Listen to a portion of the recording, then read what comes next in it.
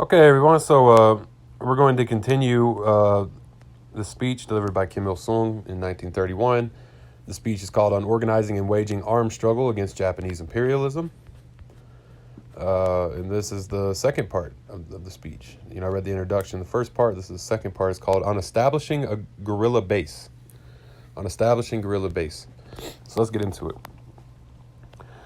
In order to organize and wage armed struggle through guerrilla warfare, a guerrilla base must be set up.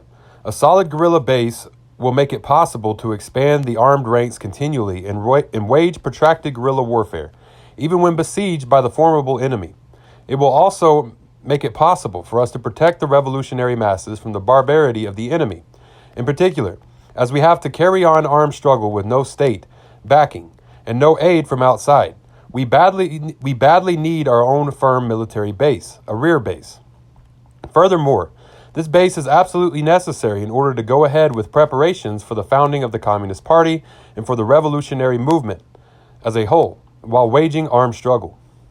A guerrilla base can take different forms according to the prevailing subjective and objective situation. That is, the environment, the conditions under which we carry on the struggle, and the degree of preparedness of the armed force. Our present situation demands the establishment of guerrilla zones bases in the form of liberated areas. Only when guerrilla zones, completely out of reach of the enemy, are set up, will it be possible to protect the young revolutionary armed force and the revolutionary masses and make successful military and political preparations for carrying on the anti-Japanese national liberation struggle as a whole, while concentrating on armed struggle. To establish guerrilla zones, we should, in the initial stage, work to revolutionize the broad rural areas. The revolutionized rural areas will, on the one hand, serve as provisional centers from which the guerrilla army can conduct operations until the guerrilla zones are established, and, on the other hand, they will provide a firm basis for establishing the zones. Moreover, in the course of revolutionizing the countryside, valuable experience will be gained for setting up such zones. From now on, therefore, we must make every effort to revolutionize the rural areas so that the anti-Japanese People's Guerrilla Army, the moment it is organized, will be able to rely on these areas to wage guerrilla warfare and constantly expand its military and political strength. We will have to set up secure guerrilla bases or liberated areas in favorable zones of the revolutionized rural areas as conditions shape up over time.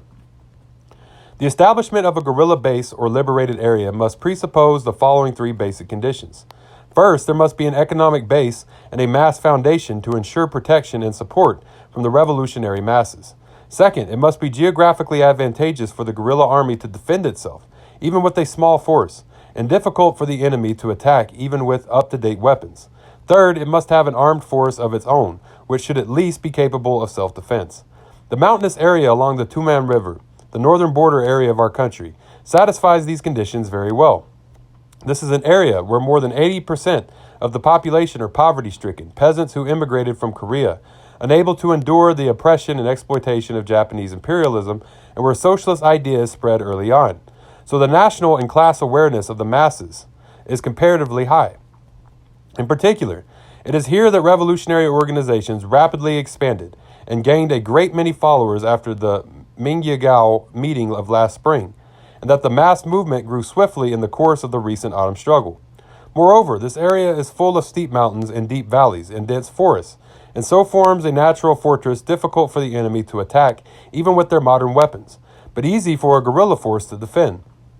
Also, as it adjoins the Hamgyong and the Rongnim mountains of our country, this area is conveniently placed for our future revolutionary movement to advance into our homeland.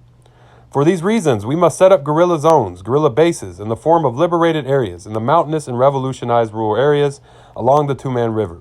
In each guerrilla zone, we must not only train the guerrilla army politically and militarily, we must also expand and reinforce paramilitary organizations such as the Red Guards and the Children's Vanguard, and arm everyone in defense of the guerrilla base. At the same time, we must actively nurture qualified cadres for the Korean Revolution and unite the broad masses to form a single revolutionary force through the intensified work of all the revolutionary organizations, thus energetically organizing and mobilizing them for victory in the armed struggle. In each zone, we must also establish a revolutionary government, enforce democratic reforms, build a school, a hospital, an armory, a publishing house, etc., and so bring about a new revolutionary order. Only by accomplishing these tasks can the guerrilla zones credibly perform their role as bases for armed struggle, bases for the Korean Revolution. A guerrilla zone can be only consolidated when it is closely connected with the revolutionized rural areas. If it is not, it will not be in contact with the broad masses in the enemy-held area and will consequently be isolated and hemmed in by the enemy. Therefore, we must concentrate on revolutionizing the rural areas even after the establishment of the guerrilla zones. To this end, we must deploy the revolutionary organizations in the rural areas around them and educate the masses in revolution. We must also make sure that our comrades become village heads and sub-county heads, positions at the lowest levels of the enemy's ruling institutions. If the broad masses are revolutionized and our men take these posts, then the areas are under enemy control only in name, but actually it is like the guerrilla zones under the jurisdiction of the revolutionary government. When these revolutionized areas expand, they will clearly favor the establishment and consolidation and expansion of the guerrilla zones, and also guarantee very advantageous conditions for guerrilla operations. In order to stamp out by arms the Korean People's National Liberation Struggle, which is daily intensifying over the entire northern border area of our country, the Japanese imperialists are now harshly suppressing the revolutionary organizations, even massacring the Korean people, especially revolutionaries. Therefore, unless we rapidly expand the revolutionized rural areas and successfully establish guerrilla zones, we may run the risk of losing the revolutionary masses. So we have to push ahead energetically to set up guerrilla bases in those close combination with the organization of the anti-Japanese People's Guerrilla Army. Okay, yeah, so that was on establishing guerrilla base. Next, we're going to read part 3 on laying a mass foundation for armed struggle. And yeah, so that's section 2. Y'all know to follow me online, Mark Sassah, Twitter, Facebook, Tumblr, YouTube, TikTok, Reddit. I'm on Reddit, Mark Sassah on Reddit. Yeah, I might be missing some, but follow me there. I'll be publishing these there, and of different kinds. And I'm writing and doing TikToks and all kinds of stuff. So yeah, make sure to follow me on there. Message me, reach out to me. Feel free to. And yeah, so yeah, just let me know. Hit me up, and I'll see y'all later. Dodada go away.